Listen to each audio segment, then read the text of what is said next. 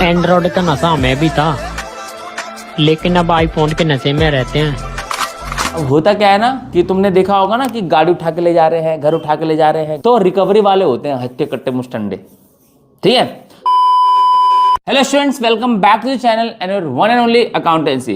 तो वेलकम, बहुत बहुत स्वागत है आप लोगों का अकाउंटेंसी के backbone that is journal entries, right. उसकी सेकंड वीडियो में, पिछली वीडियो में जितनी एंट्रीज हमने करी, आई एम श्योर आपको वो सारी की सारी क्लियर है, उसमें आपको कोई डाउट नहीं होने वाला है। तो आज हम आगे बढ़ते हैं अगली कुछ एंट्रीज के लिए। जर्नल एंट्री क्यों इंपॉर्टेंट है मैंने आपको बता दिया है। Journal entry is suppose to be the backbone, और आपकी बैकबोन बहुत इंपॉर्टेंट है, पता है ना आपको क्यों? बैकबोन के अलावा तो कुछ शरीर काम ही नहीं करेगा ना हमारा। सिमिलरली अगर जर्नल एंट्रीज आती है ना, तो जर्नल एंट्रीज अगर आती है आपको, तो पूरी की पूरी अकाउंटेंसी कर सकते हो। पूरी अकाउंटेंसी में आपको दिक्कत नहीं आएगी अगर जर्नल आती है, क्योंकि जर्नल से ही लेजर बनता है, वहीं से आप पोस्टिंग करते हो सब कुछ। तो it start from journal. Journal is recording, है ना। तो अब हम आज बात करने वाले अगली कुछ एंट्रीज की, लेकिन उससे पहले फटाफट से एक बार कुछ रिवाइज कर लेते हैं वो 5 स्टेप जिनके बिना अकाउंटिंग में जर्नल करना पॉसिबल नहीं है, या फिर उन 5 को अगर आप ध्यान में रख के जर्नल एंट्रीज करते हो तो आप गलती नहीं करोगे। ठीक है। तो 5 स्टेप में क्या, देखो सबसे पहला क्या बताया था मैंने आपको, read the transaction carefully. Transaction को केयरफुली रीड करो, क्योंकि एक वर्ड भी आपके क्वेश्चन का मतलब बदल सकता है। नंबर 2 क्या था उसमें, check the accounts involve. There are huge number of accounts जो इन्वॉल्व होते हैं Rita, Geeta, Sita, Meeta, Ram, Shyam, furniture, land, building, plant, machinery, debtor, creditor, so many of them are there. तो अब आपको क्या करना है, उनका नेचर पहचानना है। ठीक है, कि कौन सा किस में आता है, तो आपको नेचर पहचानना बहुत जरूरी है। चौथे नंबर पे आता है हाउ अफेक्टेड, कि कैसे अफेक्ट हो रहा है, इंक्रीज हो रहा है या डिक्रीज हो रहा है। और लास्ट होता है एप्लीकेशन ऑफ रूल। 5वें नंबर पे आता है एप्लीकेशन ऑफ रूल, जिसमें आप according to the nature and the effect, increase और डिक्रीज, आप उसको डेबिट या क्रेडिट कर देते हो, और इस तरीके से आप पूरी की पूरी जर्नल एंट्री बना पाते हो। बात समझ में आ रही है? तो आज चलते हैं, स्टार्ट करते हैं अपनी अगली जर्नल एंट्री नंबर 13 पे। अब जर्नल नंबर 13 पे जो आती है वो हमारे हिंदुस्तान का, आपका मेरा, इस पूरे हिंदुस्तान का सबसे फेवरेट वर्ड है। मानते हो? नहीं मानते हो? सुन लो फिर, डिस्काउंट। आगे ना चेहरे पे स्माइल। डिस्काउंट के नाम पे क्या चेहरे खिल जाते हैं हमारे, डिस्काउंट मिल रहा है, डिस्काउंट मिल रहा है, डिस्काउंट मिल रहा है। आज हम उसी डिस्काउंट की बात करेंगे। बात समझ में आ रही है? डिस्काउंट के बारे में आप सबसे पहले समझो कि इन नेचर डिस्काउंट 2 टाइप के होते हैं। एक होता है हमारा ट्रेड डिस्काउंट, एक होता है हमारा कैश डिस्काउंट। आप ये समझ लो कि ये 2 होते हैं, एक ये है और एक ये है, ट्रेड डिस्काउंट और कैश डिस्काउंट। ट्रेड डिस्काउंट के बारे में इतना जान लो कि ट्रेड डिस्काउंट क्या होता है, ये पहले ही अप्लाई हो जाता है। मतलब ट्रांजैक्शन होने से पहले इट इज डिसाइडेड कि भाई इतने में तुमको चीज मिलने वाली है। बाकी सारी जो नेगोशिएशन होती है ट्रांजैक्शन के टाइम पे होती है ना, जैसे कैश डिस्काउंट होता है, आप मॉल में जाते हो या किसी शॉप पे जाते हो तो बोलते हो कि कितने का, वो बताते हैं, फिर आप कहते हो कि अच्छा भैया कितना डिस्काउंट मिलेगा, तो डिस्काउंट देता है क्योंकि आप उस टाइम पे उसको पेमेंट करने वाले हो। एक होता है ट्रेड डिस्काउंट। ट्रेड डिस्काउंट जब हम कोई भी क्वांटिटी बल्क में खरीदते हैं ना, बल्क में, इन अ लार्ज क्वांटिटी, तो उस केस में उसको बोलते हैं ट्रेड डिस्काउंट। तो ट्रेड डिस्काउंट को एक के बारे में एक बात ध्यान रखना कि ट्रेड डिस्काउंट को कंसीडर तो किया जाता है बट कहीं रिकॉर्ड नहीं करते। ये बहुत इंपॉर्टेंट है कि ट्रेड डिस्काउंट जो है ना, it is considered but not recorded anywhere. ठीक है, बट नॉट रिकॉर्डेड, ये बात हमेशा ध्यान रखना। यानी इसको आप माइनस तो करते हो लेकिन इसकी रिकॉर्डिंग कहीं पे नहीं होती। रिकॉर्डिंग इसलिए नहीं होती क्योंकि ट्रांजैक्शन होने से पहले इट वाज डिसाइडेड, टेबल पे बैठ के बात हो गई थी कि भैया कितने का पड़ेगा ये बता, देने वाला रेट बता। समझ रहे हो? तो जब क्वांटिटी आप बल्क में खरीदते हो ना, जब एक अच्छी खासी क्वांटिटी, यानी आप कह सकते हो होलसेल में, तो उस केस में ट्रेड डिस्काउंट टर्म यूज होती है मोस्टली। कहां पर? जहां क्वांटिटी जो है वो बल्क में है, एक ह्यूज क्वांटिटी है, तो वहां ट्रेड डिस्काउंट होता है। ट्रेड डिस्काउंट में क्या करते हैं, it is considered but it is not recorded in any book, इसकी कहीं रिकॉर्डिंग नहीं होती है। समझ में आ रही है बात? तो ये हमारा ट्रेड डिस्काउंट है। और दूसरा आता है हमारा कैश डिस्काउंट। अब कैश डिस्काउंट का क्या सीन है भाई, कि जिस टाइम पे आप पेमेंट करने जा रहे हो, the moment you are making payment, उस टाइम पे डिस्काउंट आपको मिलेगा। होता है ना कि चल अभी एक ऐसा कर कि अभी बात नहीं करते, जब जाके उसको पैसे देंगे ना तब डिस्काउंट मांगेंगे, तब वो दे देगा क्योंकि हाथ में पैसा आ रहा होगा। साइकोलॉजी खेलो दिमाग से, बात समझ में आ रही है? तो खेलो दिमाग से क्या हो रहा है कि जब आपके पास पैसे आते हैं ना, उस टाइम में बोलो कि भाई थोड़ा पैसा छोड़ दो, डिस्काउंट दो, कोई बात नहीं। अब बोलोगे चल ठीक कोई बात नहीं। क्यों? क्योंकि वहाँ सामने से लक्ष्मी जी आती हुई दिख रही होती हैं, सामने पैसा दिख रहा होता है कि मेरा पैसा आ रहा है, मेरा पैसा आ रहा है, चल थोड़े बहुत छोड़ देता हूँ, कोई बात नहीं। बात समझ में आ रही है? तो this is called cash discount. Cash discount is the discount which is allowed और received at the time payment is made और पेमेंट इज रिसीव्ड। सिंपल सा फंडा है। और ट्रेड डिस्काउंट क्या होता है कि ये ट्रांजैक्शन होने से पहले डिसाइड हो जाता है, इसलिए इसको कहीं पे रिकॉर्ड नहीं किया जाता। तो इस बात को ध्यान रखना, ये बहुत इंपॉर्टेंट है। बच्चे इसमें कंफ्यूज रहते हैं कि ट्रेड डिस्काउंट को कहां दिखाते, कहां नहीं दिखाते। कहीं नहीं दिखाते, कहीं भी नहीं दिखाते हैं। बात समझ में आ रही है?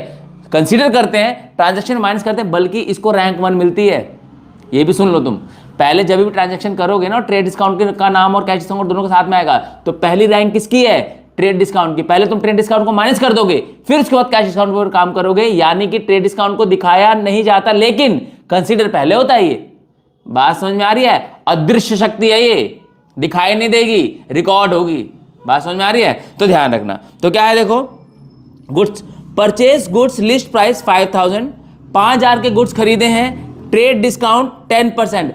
अब ये 10% माइनस होंगे, लेकिन कहीं रिकॉर्ड नहीं होंगे। यानी इसमें अकाउंट्स इन्वॉल्व में ट्रेड डिस्काउंट को मत ले जाना। बस इतना समझ लो कि तुम्हारी ट्रांजैक्शन ना 5000 माइनस 10%, यानी कि 500 माइनस होके 4500 की बन चुकी है ऑलरेडी। कितने की? 4500 की, 4500 रुपए की। वो 500 कहीं दिखाने नहीं है, लेकिन रिकॉर्ड करते टाइम तुम्हें माइनस करके ही ध्यान में रखना है। बात समझ में आ रही है? अब डिस्काउंट वैसे भी दो टाइप के, एक ये तो हमारा नेचर वाइज हो गया। अब डिस्काउंट कितने टाइप के? दो टाइप के। एक डिस्काउंट अलाउड, डिस्काउंट रिसीव्ड। तो जब आप सामान परचेज करते हो ना, परचेज, तो आपको रिसीव होता है, और जब आप सेल करते हो तो आपको डिस्काउंट अलाउ होता है। सिंपल सा फंडा है। पैसे दोगे तो डिस्काउंट मिलेगा, पैसे लोगे तो डिस्काउंट दोगे। बहुत सिंपल सा है, कोई कंफ्यूजन नहीं रखनी है इसमें, ठीक है? तो यहां पे क्या है? परचेज। अब इस समझ लो इस बात को। तो जब परचेज करोगे तो पेमेंट करोगे, और पेमेंट करोगे तो डिस्काउंट मिलेगा। तो परचेज के टाइम पे डिस्काउंट रिसीव होता है, ध्यान रखना। तो गुड्स लिस्ट प्राइस कितना? 5000 less trade discount. Trade discount minus कर दिया हमने 10%, and cash discount 2%। Cash discount कितने का मिला? 2% का। तो अब अकाउंट कौन कौन से इन्वॉल्व हुए, ध्यान से सुनना। एक तो हमारा अकाउंट इन्वॉल्व हुआ परचेज अकाउंट, ठीक है? एक अकाउंट कौन सा इन्वॉल्व हुआ? Purchase account. दूसरा कौन सा हुआ? कैश अकाउंट, ठीक है? और तीसरा कौन सा हुआ? Discount receive account. अच्छा, तीसरा है हमारे पास कॉलम, ठीक है? टेंशन वाली कोई बात नहीं है, मैं भूल गया था। तीसरा कॉलम भी था हमारे पास, एक कैश डिस्काउंट का अकाउंट, और एक तीसरा कौन सा बना? Discount received. बात समझ में आ रही है? ये 3 बने। अब इनकी उसके बाद हम क्या चेक करते हैं? सबसे पहले हम ट्रांजैक्शन पढ़ ली, बहुत बढ़िया से पढ़ ली। फिर हमने देखा अकाउंट इन्वॉल्व है, 3 अकाउंट इन्वॉल्व है, परचेज अकाउंट है, कैश अकाउंट है, और कैश रिसीव्ड अकाउंट है, ठीक है? नेचर क्या है इसका? परचेज का नेचर है एक्सपेंस का है। कैश का नेचर क्या है? एसेट का है, ठीक है? तो अब डिस्काउंट रिसीव, एक और स्कोप ऑफ कंफ्यूजन। ये डिस्काउंट रिसीव का नेचर क्या होगा भाई? डिस्काउंट रिसीव का सिंपल सा नेचर है, तुम्हारा पैसा बच रहा है, तुम्हारे लिए इनकम है, खत्म। इतना सा समझो, ये तुम्हारे लिए क्या होती है? इनकम। कोई सरदर्दी रखने की जरूरत नहीं है। तो तीनों के नेचर हमको पता चल गए। अब एक्सपेंस क्या हुआ है? परचेज कर रहे हो तो एक्सपेंस तुम्हारा क्या हुआ है? इंक्रीज हुआ है। पैसे पे करोगे तो एसेट तुम्हारी क्या हुई है? डिक्रीज हुई है, ठीक है? और इनकम तुम्हारी इंक्रीज हुई है। तो एक्सपेंस इंक्रीज होता है तो डेबिट, ठीक है? एसेट डिक्रीज होती है तो क्रेडिट, इनकम इंक्रीज होती है तो क्रेडिट। तो अब यहां पे ये क्या हो गया? 2 अकाउंट क्रेडिट हो रहा है और 1 अकाउंट डेबिट हो रहा है। इसको बोलते हैं कंपाउंड एंट्री। क्या बोलते हैं इसको? Compound entry. The entry in which 2 और मोर अकाउंट्स आर डेबिटेड और credited are known as compound entries. जिन एंट्रीज में 2 या ज्यादा अकाउंट्स डेबिट और क्रेडिट, इसको बोलते हैं कंपाउंड एंट्री। बात समझ में आ रही है? तो अब रूल बना ले जरा फटाफट से। कितना? 5000 था, जिसमें से 500 तो पहले माइनस हो चुका है ट्रेड डिस्काउंट के नाम पर, क्योंकि ट्रेड डिस्काउंट को कंसीडर करते हैं लेकिन रिकॉर्ड नहीं करते हैं। तो यानी कि हम क्या करेंगे? Purchase account debit, purchase account debit. कितने की भाई परचेज करी हमने? 4500 की। कैसे करी? मैंने तुमको दिखा दिया ऊपर। 2, अब तुम पेमेंट करोगे टू कैश अकाउंट। अब पेमेंट तुमको कितनी करनी है? 4500। लेकिन 2% का तो डिस्काउंट मिला है ना? तो 4500 का 2% कितना होगा तुम्हारा? 90 रुपए। 90 रुपए का डिस्काउंट मिल गया। क्या करोगे इतना बड़ा पैसा बचा के? चलो जो भी है, कुछ तो बचा, इनकम है हमारी, टेंशन मत लो, ठीक है। तो 4500 में से 90 गए तो 4410 रुपए तुम्हें पे करने पड़ेंगे कैश की फॉर्म में, जो तुम्हारी जेब से जाएगा। और to discount received, to discount received account कितने का, 90 का। नरेशन लिखोगे, being purchase goods list price 5000 received 10% trade discount and 2% cash discount. ये लाइन यहां लिख देना, नरेशन के साथ बंद करना वरना दिक्कत हो जाएगी। पहली ट्रांजैक्शन थी, इसमें हमने ट्रेड डिस्काउंट और कैश डिस्काउंट बहुत ज्यादा इंपॉर्टेंट है, इसलिए इतना टाइम लगाया हमने इसमें।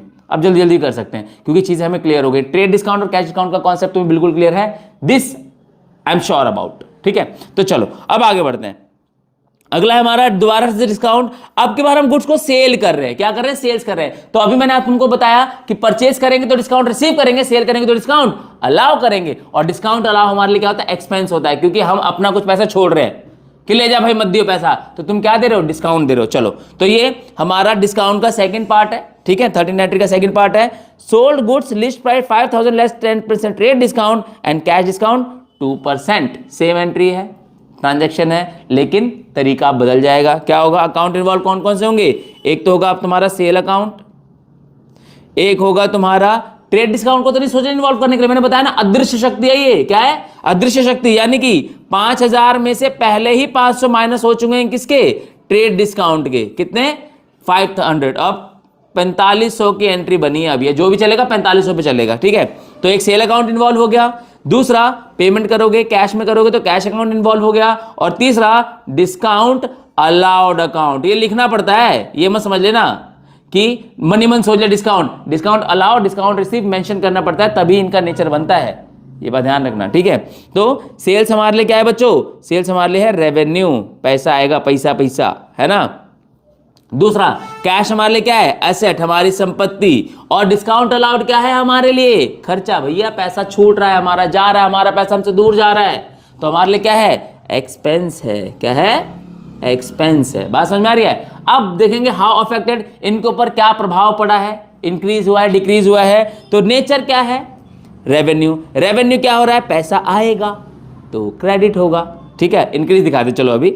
एसेट हमारी क्या है, क्या हो रही है, डिक्रीज, पैसा आएगा, यहां पर सॉरी मैंने उल्टा लिख दिया, क्या पैसा क्या होगा, आएगा, सेल कर रहे हैं ना तो पैसा आएगा, आएगा है ना, आएगा, आएगा, जाएगा नहीं, ठीक है।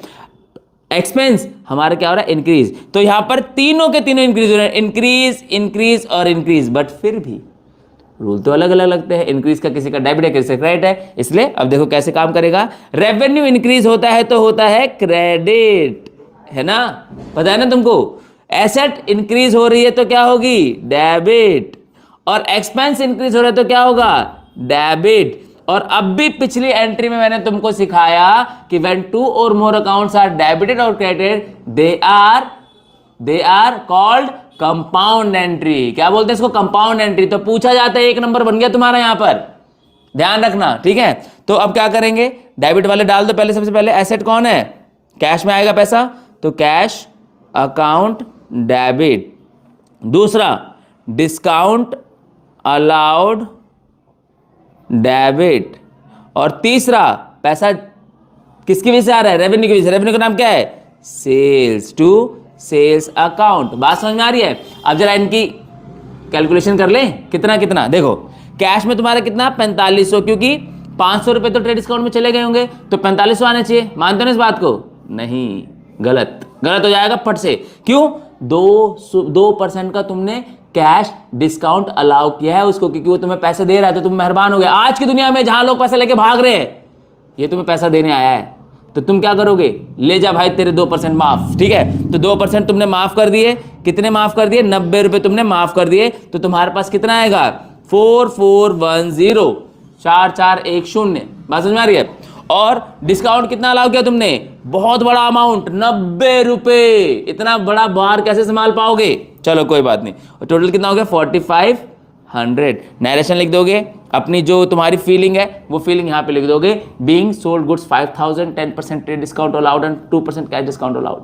अपनी भावनाएं व्यक्त कर देना, सोचना मत, ठीक है, कोई टेंशन वाली बात नहीं है। एक चीज और देख लेते हैं, कोई कंफ्यूजन मत रखना, ये तो तुम्हें पता है ना, जितना अमाउंट डेबिट होना चाहिए उतना ही क्रेडिट होना चाहिए, वो भी हो रहा है सामने देखो 4410 और 90, यानी तुम्हारा टोटल कितना आ रहा है 4500 आ रहा है ना टोटल, और यहाँ भी क्रेडिट में भी कितना आ रहा है 4500, तो गलती का कोई स्कोप नहीं है, टेंशन वाली कोई बात नहीं है, जितना डेबिट हो रहा है उतना क्रेडिट हो रहा है, ऑल सॉर्टेड है। बात समझ में आ रही है? तो आज ये अभी इस पार्ट तक हमने बहुत इंपॉर्टेंट एक एस्पेक्ट कवर कर लिया है, discount, which is very important one, और इसके ऊपर एक ट्रांजेक्शन पक्का आती है एग्जाम में, पक्का ट्रेड डिस्काउंट, कैश डिस्काउंट के ऊपर ना, और डिस्काउंट अलाउड डिस्काउंट के ऊपर एक जनरल एंट्री लगभग तय है आनी, तो ध्यान रखना। कोई दिक्कत परेशानी दुविधा हो तो कमेंट में लिख देना, कोई टेंशन वाली बात नहीं है। बढ़ते हैं अपनी अगली एंट्री की तरफ, बैड डेप्ट, बैड पूरा डेप्ट उधार, बुरा उधार, तुमने किसी को उधार दिया, पैसा डूब गया, बैड डेप्ट हो गया, खत्म। नाम से अपने आप को बताया, डेप्ट मतलब उधार, बैड मतलब बुरा, तो बुरा उधार, यानी तुमने एक उधार दिया वो बुरा हो गया। बुरा क्या है? जो तुम्हारे काम का नहीं है, काम का नहीं मतलब क्या? डूब गया। समझ में आ रही बात? The money, the amount which is irrecoverable from the debtors is called bad डेप्ट। जो पैसा हमें अपने डेटर से नहीं मिल सकता, नहीं मिलने वाला है, that is called bad debt, that is called bad debt, खत्म। ठीक है, तो when total amount due is not recoverable, यानी कि जितना पैसा ड्यू था, जैसे मान लो कि तुम्हें मुझसे लेते हैं 1000 रुपए, और मैंने कहा मैं नहीं दे पाऊंगा, तो मैं तुम्हारे लिए कौन हो गया? पहले कौन था? Debtor. I was the person to whom you suppose to receive an amount 1000 rupees, now I am not able to pay you back, तो मैं कौन हो गया? तुम्हारा बैड डेट। मैं एक ऐसा डेटर हो गया जो बैड हो गया, तो जो डेटर बैड हो जाता है उसे बैड डेट बोल जाते हैं, बात खत्म। ठीक है, तो 5000 due from Aarush is not recoverable, तो 5000 जो हमें आरुष से मिलने थे वो अब हमें नहीं मिलेंगे, आरुष से जो मिले थे वो हमें नहीं मिलेंगे। तो हम क्या करेंगे? अकाउंट कौन कौन से इन्वॉल्व हुए, ध्यान सुनना। पहला अकाउंट एक तो हमारा इन्वॉल्व होगा कौन सा? डेटर, ठीक है, और डेटर का नाम कौन है? आरुष। एक तो आरुष इन्वॉल्व होगा। दूसरा, जब वो नहीं दे पा रहा तो उसका एक नाम पड़ेगा कि तू बैड है, तू बेकार है, तू खराब है, ले, तो बैड डेप्ट। एक ऐसा डेटर का डेप्ट उठा लो, डेटर का डेप्ट उठा लो, खराब हो गया, बैड उठा लो, बैड डेप्ट, bad debtor, simple, bad debtor, बुरा डेटर। ठीक है, तो अब क्या हो गया तुम्हारा? नेचर क्या? आरुष कौन था तुम्हारा? आरुष तुम्हारे डेटर था, तो ये तुम्हारे लिए क्या थी? एसेट। आरुष कौन था? डेटर था, भूलो मत, ये डेटर था तुम्हारा। और बैड डेट क्या है तुम्हारा? लॉस है। क्या है तुम्हारे लिए? लॉस है। अब क्या अफेक्ट कैसे पड़ रहा है इसका? एसेट क्या हो रही है हमारी? डूब रही है, और लॉस हमारा क्या हो रहा है? बढ़ रहा है। बात समझ में आ रही है? तो नेचर भी तुम्हें पता चल गया, ट्रांजैक्शन भी तुम्हें पढ़ ली, पिछले 4 स्टेप्स हो गए, लास्ट का application of rule. Application of rule के हिसाब से क्या होता है भाई कि एसेट जब डिक्रीज होती है तो क्या होती है?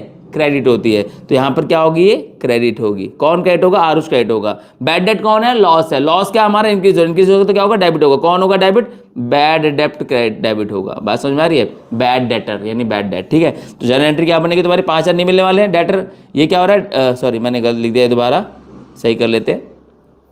ठीक है, डेबिट सही है। कौन डेबिट होगा? बैड डेट, बैड डेप्ट अकाउंट डेबिट टू क्या नाम है? आरुष, टू आरुष। कितना? 5000 हमारा डूब गया, 5000 हमारा डूब गया, बात खत्म। समझ में आया? बैड डेट की बहुत इंपॉर्टेंट एंट्री होती है, बहुत ज़्यादा इंपॉर्टेंट एंट्री होती है, ध्यान रखना। ठीक है, अगला हमारा फिर से बैड डेट। अभी तो बैड डेट पढ़ा सर, दोबारा बैड डेट पढ़ा रहे हो बच्चों, दोनों अलग अलग है, इतना भावुक नहीं होते हैं। बात समझ में आ रही है? दोनों अलग अलग है। देखो, when a part of debt is not recoverable, यानी यहां पूरा पैसा नहीं डूब रहा, यानी तुमने मेरे से तुम्हें कितने लेते? 1000 रुपए, तो मैंने कहा भाई देख 500 दे पाऊंगा, 500 नहीं दे पाऊंगा, मेरी हालत नहीं है। बोले भाई जो आ रहा आंदे 500 तो दे कम से कम। तो 500 तुम्हें मिल गए और 500 को मैं बैड डेटर बन गया। तुम 500 के तो बोलोगे ना कि इस बंदे ने मेरे 500 रुपए नहीं दिए, मेरे 500 रुपए खा के बैठा हुआ ये, तो मैं तुम्हारे लिए कौन बन गया? 500 रुपए का बैड डेटर बन गया। कौन बनेगा? बैड डेटर यानी बैड डेप्ट। बात समझ में आ रही है? तो अब क्या होगा? Sohan is declared insolvent. अब यहां पर एक टर्म यूज हो रही है इंसॉल्वेंट। इंसॉल्वेंट क्या होता है? Insolvent is a person who is not able to pay his डेब्ट। द व्यक्ति जो अपना उधार ना चुका पाए, जो अपना उधार ना चुका पाए उसको क्या बोलते हैं? क्या बोलते हैं उसको? Insolvent person. बात समझ में आ रही है? तो रिसीव फ्रॉम हिज स्टेट 60 पैसा इन अ रूपी। ये एक लाइन जो है ना, इसको समझ लो तुम ध्यान से। Receive from his state state मतलब जो भी उसकी संपत्ति वगैरह जो भी है ना, उससे हमने 60 पैसा इन रुपये मिल रहा है हमें। मतलब अगर तुम्हें मुझसे 1 रुपए लेने थे ना, तो मैं 1 रुपए की जगह 60 पैसे दे पा रहा हूं, यानी अभी तुम मुझसे कितने लेते 1000, तो मैं उसके 60 पैसे के हिसाब से दे पा रहा हूं, यानी 60% दे पा रहा हूं, यानी कि 600 रुपए दे पाऊंगा। बात समझ में आ रही है? तुम ये जो पैसा है ना, तुम इसको सीधा सीधा परसेंट में कन्वर्ट कर दो, यानी 60%। अगर 40 पर पैसा होता तो 40%, क्योंकि देखो 1 रुपए में होते हैं 100%, 100 रुपए से, है ना। अब तुम जितना भी पैसा दे रहे हो, 100 का उतना पार्ट दे रहे हो, तो सीधा परसेंट में कन्वर्ट कर दो, कोई कंफ्यूजन वाली बात नहीं है। जो पैसा दिया होता है ना इन रुपये, वो होता है परसेंटेज तुम्हारा, सिंपल है ना। तो अब क्या 10,000 थे, 10,000 में वो कितने दे रहा है 60 पैसा, यानी 6,000 देगा, 4,000 डूब जाएगा। बहुत सिंपल है, बात समझ में आ रही है? तो यहां पर फिर कितने अकाउंट इन्वॉल्व होंगे? 3 अकाउंट इन्वॉल्व होंगे। देखो जरा कैसे कैसे। पहले सबसे पहले तो नाम क्या है, सोहन भाई साहब का, सोहन से लेने थे तो सोहन इन्वॉल्व होगा। दूसरा, कुछ पैसा मिल रहा है, जो मिल रहा है वो कैश के थ्रू मिल जाएगा, तो दूसरा अकाउंट इन्वॉल्व होगा, कैश अकाउंट। और तीसरा, कुछ पैसा डूब रहा है, जो पैसा डूब रहा है वो क्या कहलाएगा? बैड डेटर, यानी डेट, बैड डेप्ट। आई बात समझ में? तो क्या होगा? नेचर, नेचर, नेचर क्या है भाई? नेचर। सोहन कौन था? हमारा डेटर था, है ना। डेटर हमारे लिए क्या होती है? एसेट होती है। सोहन कौन था? डेटर था, ध्यान रखना, ठीक है। डेटर हमारी क्या होती है? एसेट होती है। दूसरा कौन बोलो? कैश, कैश हमारी क्या होती है? एसेट होती है। तीसरा क्या है? बैड डेट, बैड डेट क्या है हमारे लिए? बैड डेट हमारे लिए होता है लॉस, ठीक है। तो 3 अकाउंट इन्वॉल्व हो गए। नेचर के हिसाब से देखिए जरा क्या हो रहा है, अफेक्ट कैसे, हाउ अफेक्टेड? सोहन, सोहन हमारी एसेट है, एसेट क्या हो रही है? डिक्रीज हो रही है। कैश हमारी ये एसेट है, ये वो वाला पार्ट है जो हमें मिल रहा है, तो हमारा इंक्रीज हो रहा है। और लॉस, लॉस भी हमारा क्या हो रहा है? इंक्रीज हो रहा है। तो अब रूल अप्लाई कर दें, लास्ट रूल, अब तो तुम्हें आ ही गया होगा। एसेट हमारी डिक्रीज हो रही तो क्या होती है? क्रेडिट होती है। एसेट हमारी इंक्रीज हो रही तो क्या होती है? डेबिट होती है। एसेट हमारी, लॉस हमारे इंक्रीज होती तो क्या होता है? डेबिट होता है, ठीक है। तो 2 डेबिट 1 क्रेडिट, क्या बोलोगे इसको? Compound entry. भूलना मत, 1 नंबर बना रहा हूं तुम्हारे, ठीक है। तो क्या एंट्री होगी? सोहन क्रेडिट हो रहा है, ये दोनों डेबिट हो रहे हैं, तो डेबिट ले लो पहले। कैश अकाउंट डेबिट, ठीक है। बैड डेप्ट अकाउंट भी डेबिट। टू क्या नाम था इसका? भूल गए क्या तुम? सोहन, चलो मैं तो भूल गया था, तुम्हें याद है, लेकिन कि तुम्हें तो पैसा लेना है ना, तो तुम्हें तो याद रहेगा ही, मैं भूल गया था, चलो कोई बात नहीं, ठीक है। तो कैश से कितना मिल रहा है? बोला है कि 60 पैसा इन रुपये दे पाएगा, 60% दे रहे, तो 10,000 का 60% कितना हो गया? 6,000 वो देने को तैयार है। कितना देने को तैयार नहीं है? 4,000 देने को तैयार नहीं है, ठीक है। तो हमारा टोटल जो डेटर है, वो डेटर कितने रुपए का कम हुआ? क्योंकि सोहन तो हमारा डेटर था ना, तो अब तो वो पैसे जितने देने थे दे दिए, जितने नहीं देने थे नहीं दिए, तो अब तो सोहन को हम नहीं जानते, हमारा वो जो डेटर था वो क्या हो गया? खत्म हो गया, कम हो गया, खत्म नहीं हुआ, कम हो गया, ठीक है। अच्छा अच्छा बोलो सबके लिए। तो कितना? 10,000। आई बात समझ में? अब यहाँ पर नरेशन आ जाएगी तुम्हारी, ठीक है। ये कॉमा वॉमा लगा लेना। बीइंग, यहाँ पर तुम क्या करोगे? अपनी भावनाएं व्यक्त कर दोगे। क्या भावनाएं हैं तुम्हारी? कि बीइंग 10,000 रिसीवेबल फ्रॉम डेटर्स, यार सोहन नाउ बिकेम इंसॉल्वेंट। पूरी लाइन लिख देना यार, क्या टेंशन है, ठीक है, अपने हिसाब से लिख देना। अगला है हमारा बैड डेट रिकवर, इसी से जुड़ा हुआ है। पहले हमने क्या देखा? पूरा पैसा डूब गया, फिर हमने देखा कुछ पैसा डूब गया, ठीक है, लेकिन कुछ मिल गया। अब बात करते हैं रिकवरी की। अब होता क्या है ना, कि तुमने देखा होगा ना, एंड्रॉइड का नशा हमें भी था, लेकिन अब आईफोन के नशे में रहते हैं ना, कि गाड़ी उठा के ले जा रहे हैं, घर उठा के ले जा रहे हैं, घर तो नहीं उठा के ले जा रहे, लेकिन घर से बाहर निकाल दे रहे हैं, सामान निकाल दे रहे हैं, ठीक है। तो रिकवरी वाले होते हैं हट्टे कट्टे मुस्टंडे, ठीक है। मैंने आईफोन लिया, ठीक है, अभी आईफोन 15 प्रो मैक्स 1,50,000 फ्लॉन्ट करने के लिए मस्त मैंने टशन मारने के लिए ले लिया, है ना। ईएमआई पे साइकोलॉजी के साथ खेलते हैं, मस्त एकदम ईएमआई बना देते हैं, है ना। अब ईएमआई पे 1.5 लाख का फोन ले लिया मैंने, अब भरपाई ना हो, है ना। तो अब मैं जब उसकी ईएमआई नहीं भर पाया, तो उन्होंने क्या किया, जिससे मैंने फाइनेंस किया था बैंक ने, उन्होंने बंदे भेज दिए अपने। समझ में आ रही बात? उन्होंने आके मेरी गुद्दी पकड़े, 4 बार हिला दिया कि पैसे देगा या नहीं देगा, है। अब कैसे भी, अब पिटाई से तो बढ़िया पैसे देना है ना भाई, तो मैं कैसे भी कलेक्ट करके, जो पैसा मैं बोल चुका था कि नहीं दूंगा, वो अपने बैड डेट रिकॉर्ड कर चुके थे, उन्होंने बाद में बंदे भेज दिए कि देगा कैसे नहीं। ये 4 आए हट्टे कट्टे मुस्टंडे तगड़े तगड़े से, और आके मेरी गुद्दी पकड़ के हिला दिया मेरे को, पैसे कैसे नहीं देगा तू। मैंने कहा दे दूंगा भाई साहब, दे दूंगा, ठीक है। अब मैंने पैसे अरेंज करके भर दिया। तो क्या हुआ, जो पैसा उनका डूब गया था, जो अपने बुक्स अकाउंट में रिकॉर्ड कर चुके थे कि नहीं देगा ये, अब उन्होंने अपने जो 4 मुस्टंडे भेजे ना, अब मैं देने को तैयार हो गया। तो यह बैड डेट रिकवर। और कई बार ऐसा भी होता है कि कई लोग दिल के बहुत अमीर होते हैं, जो पैसा डूब गया, लेकिन जब पैसा आता है तो बोलते हैं कि ठीक है भैया मेरा पैसा ले जाओ, अच्छे लोगों से दुनिया भरी पड़ी है, कोई टेंशन वाली बात नहीं है, ठीक है। तो उन्होंने बोला जो पैसा डूब गया था कि भैया जैसे पैसा आया पहले मैं उन लोगों का लौटाऊंगा जिन लोगों ने उस बुरे वक्त में मेरी मदद की, बुरे वक्त में मतलब मुझे पैसा देने के लिए बोला कोई बात नहीं रहने दो, तो ऐसे भी अच्छे लोग हैं, ठीक है। तो इसको बोलते हैं बैड डेट रिकवर। तो बैड डेट रिकवर के लिए एक बात ध्यान रखना कि बैड डेट का होना जरूरी है, कि पहले बैड डेट होता है फिर बैड डेट रिकवर होता है, यानी बुक्स ऑफ अकाउंट में पहले बैड डेट को रिकॉर्ड किया जाना चाहिए, पहले वो रिकॉर्ड हो जाना चाहिए, उसके बाद रिकवरी होगी। यानी अगर बीमारी से रिकवर होना तो पहले बीमार होना पड़ेगा ना भाई, तो पहले बीमार होता है बंदा तब रिकवर होता है, इसलिए तरीके से बैड डेट रिकवर होने के लिए पहले बैड डेट होना पड़ता है, यानी बुक्स ऑफ अकाउंट में उसको बैड डेट के फॉर्म में जाना पड़ेगा, तब रिकवरी होगी। बस इस बात का ध्यान रखना, बात समझ में आ रही है। तो अब चलते हैं जरा, क्या होगा, received cash for bad debt return of last year. तो लास्ट ईयर जो बैड डेट रिकॉर्ड हो गया था, यानी हम इसको बैड डेट रिकॉर्ड कर चुके थे कि डूब गया पैसा, अब वो रिकवर हो गया, तो इसको बोलते हैं बैड डेट रिकवर। तो क्या होगा, अकाउंट इन्वॉल्व कौन कौन से, पैसा आएगा तुम्हारे पास तो कैश के फॉर्म में आएगा या बैंक से आएगा। दूसरा, इसका नाम ही अपना बैड डेट रिकवर नाम है इसका, ठीक है, बैड डेट रिकवर ही नाम है इसका, बात समझ में आ रही है। तो नेचर क्या है, कैश तुम्हारा क्या है बाय नेचर, एसेट है। बैड डेट रिकवर तुम्हारे लिए क्या है, इनकम है, लिखा भी है साफ साफ देखो, गेन है, ठीक है। तो gain is a income of irregular nature, है ना। तो एसेट तुम्हारी क्या हो रही है, इंक्रीज हो रही है, इनकम भी तुम्हारी क्या हो रही है, इंक्रीज हो रही है। रूल क्या कहता है, एसेट इंक्रीज होगी तो डेबिट होगी और इनकम इंक्रीज होगी तो क्रेडिट होगी। तो रूल के हिसाब से भी चल लेते हैं अब जरा। तो क्या होगा, डेबिट किसको, कैश या bank account, debit to bad debt recover, to bad debt recover, बात समझ में आ रही है। तो कितना बनता है ये, 700 रुपये, 700 रुपये तुम्हारे मिले हैं तुमको, 700 रुपये ले लो, काम खत्म, क्लियर है, एंट्री है, बहुत बढ़िया। नेक्स्ट चलते हैं हमारे, goods given as charity. Goods given as charity, तो भैया जब तुम चैरिटी करते हो तो तुम अपना पुण्य कमा रहे हो, हैं, पुण्य कमा रहे हो, एज ए कंपनी तुम पुण्य कमा रहे हो चैरिटी करके। तो भाई इसको एक बात बताओ, जब तुमने खरीदा होगा तब तो तुमने बोला कि हमने गुड्स परचेज करे हैं, और परचेज तो एक प्रॉपर एक्सपेंस है भाई, परचेज एक प्रॉपर एक्सपेंस है, समझ रहे हो। तो तुमने परचेज किया गुड्स को, उस टाइम पे तुमने इसको परचेज अकाउंट में डाल दिया, और वो गुड्स लाके तुम गरीबों में बांट रहे हो, तुम क्या कर रहे हो, चैरिटी कर रहे हो, है।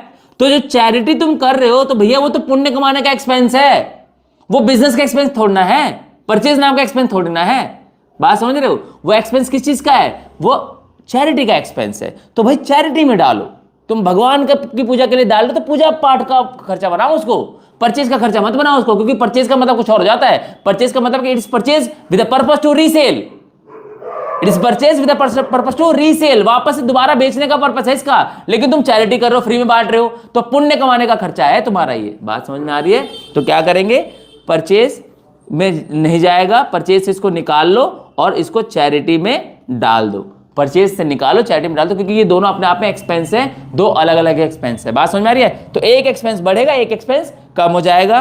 तो अकाउंट कौन कौन से इन्वॉल्व होंगे, एक अकाउंट इन्वॉल्व होगा चैरिटी का, जो तुमने एक अकाउंट चैरिटी का सॉरी जो तुमने करी है, और एक अकाउंट इन्वॉल्व हो जाएगा परचेज का, जो तुमने गलत दिखा रखा है। तो चैरिटी नाम का एक्सपेंस सही में होना चाहिए था, ठीक है। चलो अगले में उसमें देखते हैं जरा, चैरिटी क्या है, चैरिटी तुम्हारा एक्सपेंस है, और परचेज क्या है, परचेज भी तुम्हारा एक्सपेंस है बाय नेचर। चैरिटी क्या हुई है, चैरिटी नाम का एक्सपेंस इंक्रीज हुआ है, और परचेज नाम का एक्सपेंस डिक्रीज हुआ है, परचेज नाम का एक्सपेंस डिक्रीज होगा, क्योंकि वहां नहीं जाना चाहिए था इसको, बहुत सिंपल है ना। तो रूल क्या बना, एक्सपेंस बढ़ता है तो डेबिट होता है, तो ये डेबिट हो रहा है तुम्हारा, और एक्सपेंस जो क्रेडिट हो रहा है, एक्सपेंस कम होता है तो क्या होता है, क्रेडिट होता है, तो ये क्रेडिट हो जाएगा तुम्हारा। तो एंट्री क्या बनेगी, एंट्री बनेगी charity account debit to purchase account. कितना कितना था भाई, 500, और ये भी 500, बात समझ में आ रही है, ठीक है। यहां पर अपनी भावनाएं व्यक्त कर देना, नरेशन लिख देना, काम खत्म। नेक्स्ट हमारा goods given as free sample, goods तुमने फ्री सैंपल के लिए बांटे। तो अगेन मैंने क्या बताया अभी तुमने परचेज अगर किया है तो परचेज टर्म का यूज होता है उसके लिए जो रीसेल के पर्पज से खरीदे जाते हैं, बिजनेस में उसको वापस से बेचना चाहता है ना, लेकिन तुम इसको फ्री सैंपल बांट रहे हो। तो अगर मैं गलत नहीं हूं तो ये एडवर्टीजमेंट नहीं है,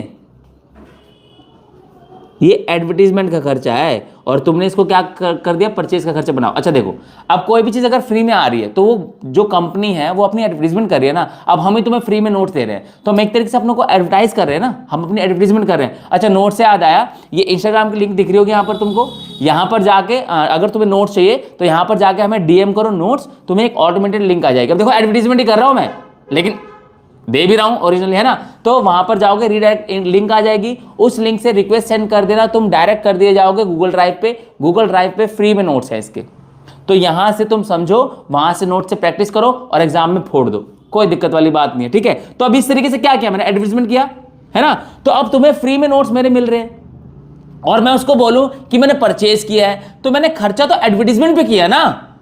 ऐसे जो कंपनीज फ्री सैंपल देती हैं तो वो अपने आप को एडवर्टाइज कर रही होती है, अपना एडवर्टीजमेंट कर रही होती है, अपना विज्ञापन कर रही होती है। तो ये परचेज का खर्चा कैसे हुआ, ये परचेज का खर्चा नहीं है, ये एडवर्टीजमेंट का खर्चा है। बात समझ में आ रही है। तो goods costing 500 given as free sample, तो ये क्या है, एडवर्टीजमेंट का खर्चा है, ठीक है, परचेज का खर्चा नहीं है, क्योंकि ये दोनों ही अपने आप में एक्सपेंसेस होते हैं। समझ में आ रही है बात। तो अकाउंट कौन कौन से इन्वॉल्व होंगे, एक होगा एडवर्टीजमेंट अकाउंट, ठीक है, और एक होगा परचेज अकाउंट, ठीक है। नेचर, एडवर्टीजमेंट क्या नेचर है, एक्सपेंस है, ठीक है। परचेज क्या है, एक्सपेंस है। नेचर के साथ साथ इसका इफेक्ट भी देख लेते हैं। एडवर्टीजमेंट ये वाला क्या हुआ है, बढ़ा है खर्चा, और ये वाला खर्चा क्या हुआ है, कम हुआ है। तो हम क्या करेंगे, अब एक्सपेंस बढ़ता है तो डेबिट होता है और एक्सपेंस घटता है तो क्रेडिट होता है। तो क्या हो गया अब तुम्हारा, अब देखो advertisement account debit to purchase account. क्यों परचेज अकाउंट, क्यों, क्योंकि परचेज नाम का खर्चा इसको नहीं होना चाहिए था, तुमने इसको परचेज में डाल रखा है गलती से, है ना। तो सही कर लो भाई, इससे पहले कि देर हो जाए, ठीक है। 500 रुपये यहाँ चले गए। बात समझ में आ रही है। तो यहाँ पर नरेशन अपनी भावनाएं व्यक्त कर देना, बीइंग, बात समझ में आ रही है, ठीक है। और ये हमने आज 17 तक पढ़ ली। अब इसके बाद जो लास्ट एंड फाइनल पार्ट आने वाला है वो भी one of the most important है। बात समझ में आ रही है। मतलब ये मान लो कि जब पेपर का एक लेवल बढ़ता है ना तो आगे जो तुम अगली एंट्रीज पढ़ने वाले हो ना उसमें से ही आता है। ऑब्वियसली एक question combination of good entries होता है। तो ये सारी सिंपल एंट्रीज थी जो तुमने देखी, समझी और समझ में आ भी गई होगी। लास्ट पार्ट है ना वो आता है एक नेक्स्ट लेवल के क्वेश्चंस के लिए, थोड़ा और अच्छे क्वेश्चंस को बनाने के लिए, तो वो भी बहुत इंपॉर्टेंट है। बट यहां तक आई एम श्योर तुम्हें समझ में आ गया होगा। कोई दिक्कत परेशानी दुविधा या कोई भी डाउट होगा तो कमेंट में लिख देना, क्योंकि कम्युनिकेशन इंपॉर्टेंट है। मैं बार बार बता रहा हूं, तुम्हें हर वीडियो में बता रहा हूं कि शॉर्ट वीडियो, छोटी छोटी वीडियोस के पीछे मत भागो, क्योंकि आपको एक बार समझना पड़ेगा। समझ रहे हो मेरी बात। तो अब ये वीडियो भी नाना करते करते 30 मिनट के आसपास की जा रही है, तो ये भी तो देखो इस 30 मिनट में कितनी एंट्रीज कवर करी है हमने, काउंट करो यार कितनी करी है, 13, 14, 15, 16, 17, 5 करी है, और उस 5 में भी 2-2 पार्ट्स वाली भी है। तो एक एंट्री को 4-4 मिनट हम दे रहे हैं, तो इससे ज्यादा क्लैरिफिकेशन क्या चाहिए। और 4 पार्ट नहीं देंगे तो समझ में कैसे आएगा। देखो ये भी पॉसिबल नहीं है। एंट्रीज हैं, दीज आर दी बैकबोन्स। अगर इसको भी टाइम नहीं दोगे तो टाइम किसको दोगे। इसके बिना जर्नल के बिना लेजर नहीं बन सकता, उसके बिना ट्रायल बैलेंस नहीं, फाइनेंस अकाउंट नहीं। तो पूरी प्रोसेस का स्टार्ट ही यही है। घर की नींव ही खराब कर दोगे तो बिल्डिंग तो ढहेगी ना भाई। तो ये तुम्हारे घर की नींव है, बेस है, फंडामेंटल है, फाउंडेशन है। तो ये तुम्हारा क्लियर होना बहुत जरूरी है। तो छोटी वीडियोस के चक्कर में मत पड़ो, छोटा कंटेंट के पीछे मत भागो, समझने के पीछे जाओ। बाकी छोटी वीडियो हेल्प लेने के लिए ठीक है एक बार को। तो ये जो बहुत ही तुम्हें कैची थंबनेल्स देखने को मिल रहे हैं ना, 5 मिनट में जर्नल समझे, 10 मिनट में जर्नल समझे। अरे भैया कैसे, तुमने अपने टाइम पे समझ लिया था क्या 5 मिनट में। तो जब तुमने नहीं समझा तो ये स्टूडेंट्स को क्यों समझ में आ जाएगा, क्यों गुमराह करना उनको। तो गुमराह तुम मत हो, मैं लाख कोशिश करूं तुम्हें गुमराह करने की, तुम मत हो ना। ऐसे मेरे को छोड़ो, कोई भी कितना भी गुमराह करने की कोशिश करे तुम मत गुमराह होना। बस मैं तुम्हें ये बता रहा हूं, 5 मिनट 10 मिनट 15 मिनट का खेल नहीं है जर्नल एंट्री। फाउंडेशन है, बेस है, समझ में आने के लिए टाइम देना पड़ेगा। टाइम इज इन्वेस्टमेंट, इन्वेस्ट करो तभी कल को रिजल्ट आएगा। बहुत सिंपल है, ठीक है। तो I think this is it from this video. तुमको चीज समझ में आ गई होगी। कोई दिक्कत परेशानी होगी तो कमेंट कर देना। मिलते हैं अगली वीडियो में इसके लास्ट और फाइनल पार्ट के साथ। Till then take care of yourself. This Pankaj Rai signing out.